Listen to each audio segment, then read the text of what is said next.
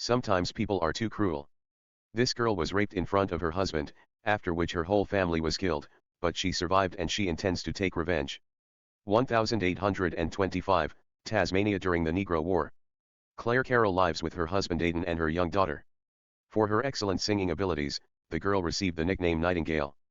Clara sang before the soldiers on the day the military high command arrived in the city. Having previously been convicted, she now hopes to obtain the long-awaited papers that will grant her release. After her speech, Lieutenant Hawkins invited her little girl to her lecture and implied that she would be happy to be thanked for all he had done for her. Faced with her refusal, he takes her girl by force. When the girl returns home, she tries in every possible way to hide from her husband what happened. When Aidan finds out that the discharge papers have not been signed yet, he goes to see Hawkins himself. In the morning the girl watched with bated breath as her husband and the lieutenant began a conversation. A few minutes later the man returned to work and he showed his wife that nothing had worked. At night, a drunken Aidan punches Hawkins in a tavern. General Goodwin witnesses their altercation. He called the lieutenant into his office and reprimanded him for what had happened. Goodwin made it clear that he would not recommend Hawkins for captain. After the conversation, the angry lieutenant believes that the Carroll family is responsible for his failure, so he wants to visit the Carroll family. The lieutenant breaks into a young family's home with Sergeant Ruse and Ensign Yago. To inflict maximum pain on Aidan, Hawkins offers to possess Claire in front of him, kill the man, and use the girl for ruse. Unable to bear the child's sharp cries, Jaga killed the child by banging his head against the door. Realizing that they have committed a serious crime, he orders Jag to eliminate Claire. The soldier ran out of strength to shoot and hit her girl with the buttocks. When poor Claire wakes up, she is appalled to see the bodies of her husband and her daughter. When a heartbroken woman goes to the commander's office, she is treated with contempt because it doesn't pay to expose the fact that soldiers are killing innocent people. Claire learns that the lieutenant has gone north to get a new job and asks his friends to bury his loved ones. Without hesitation for a minute, she began the pursuit. To avoid getting lost, she hires a guide named Billy. The girl learned from him that the soldiers had also hired a guide, and they began to walk together. At the stop, the soldiers discuss what happened, but Ensign Jaga expresses concern. He is sure they will be hanged for what they did, but the lieutenant assures them that they are responsible for what happened to Carroll's family. Meanwhile, Claire and Billy also stay here for the night. As soon as the girl closes her eyes, a child's cry begins to be heard. Her nightmares don't let her go through the night. It started to rain in the morning, but the travelers still left. Meanwhile, Sergeant Rose discovers a dark-skinned woman with a young daughter in the woods. The man dragged the unfortunate woman into the camp and left the woman's children. Hawkins orders her to be tied up in her cart and ready for her departure. Billy takes Claire to the river. The current is very strong, but if you manage to reach the opposite bank, the course will be greatly shortened. The girl resolutely guides her horse into the water, but the current throws her horse out of her saddle. Billy manages to bring the animal to shore and she manages to escape herself, but she is caught in the current. Seeing Claire exposed to the current, the man rushed to her rescue. After a short rest they set off again. They lost their bags of supplies while crossing the river and had to stop at the first house they saw. Hunger causes it to steal food and escape from its angry owner. At night, as Claire is getting ready for bed, she sees a strange man. He is very happy to find a pretty girl in the depths of the forest. He's already called his friends to have some fun, but Billy stuns this bastard and he and Claire decide to move on in haste. Hawkins, on the other hand, satisfies his needs as a black prisoner. After handing her over to Ruse, he speaks to the boy Eddie who accompanies her.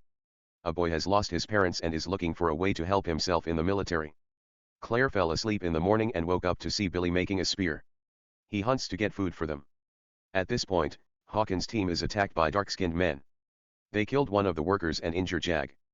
The men came to get her wife, but the lieutenant murdered her in front of her. The soldiers grab what they need and flee into the woods. Hurt and frightened, the second lieutenant wanders through the woods. When he sees people he asks for help. Jagger runs away when he realizes that this is the mother of the baby he killed. Claire asks Billy to take care of the horse and chase the fugitive. The woman shot the man when she caught up with him. Jagger begs her mercy.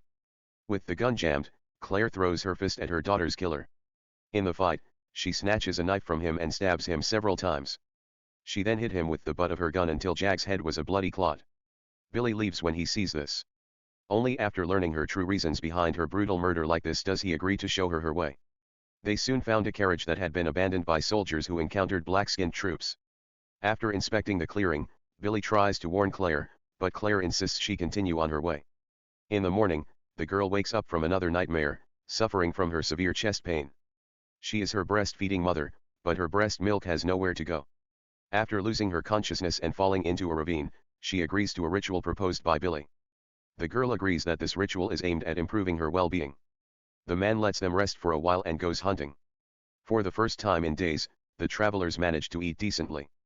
Meanwhile, Hawkins' escort Charlie leads them to a dead end. He did so deliberately to avenge all that his army had done to his brothers. The lieutenant would do anything to steer him in the right direction, but the old man refused. Without hesitation, Sergeant Roos shoots him dead, then gets stabbed in the face by the lieutenant for killing the only person who could get her out of there.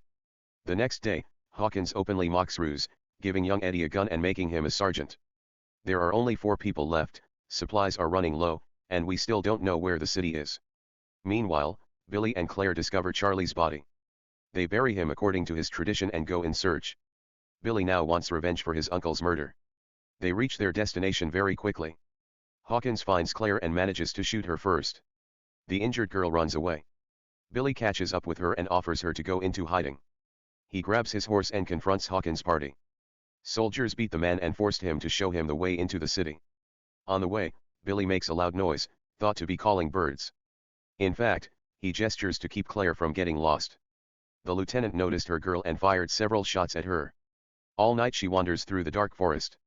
The voice of that dreadful night keeps ringing in my head. In the morning, Claire notices the crotata that Billy was talking about and goes after it. During her travels she meets a couple.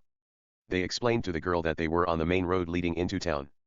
A passing carriage stops, and a maid sitting in it instructs the driver to bring back the poor thing. At some point, the girl notices Billy running away from the woods. Claire jumps out of the carriage and charges at him. Claire realizes that Hawkins' unit is over. Together they embark on further journeys, and when the travelers find homes in the suburbs, they enter. Dead owner lying in bed. Having no other choice, the heroes stock up on groceries and clean clothes and continue walking. On the way, they see a group of men led by a black man, but Claire immediately pulls a gun on Billy and pretends to entice him to retaliate. A few miles later, I passed a cart with an elderly couple. They invite wanderers to their homes so that they can cleanse themselves and rest. At dinner, an older man invites Billy to the table as well as Claire, and the girl becomes incredibly happy. To everyone's surprise, the young man burst into tears.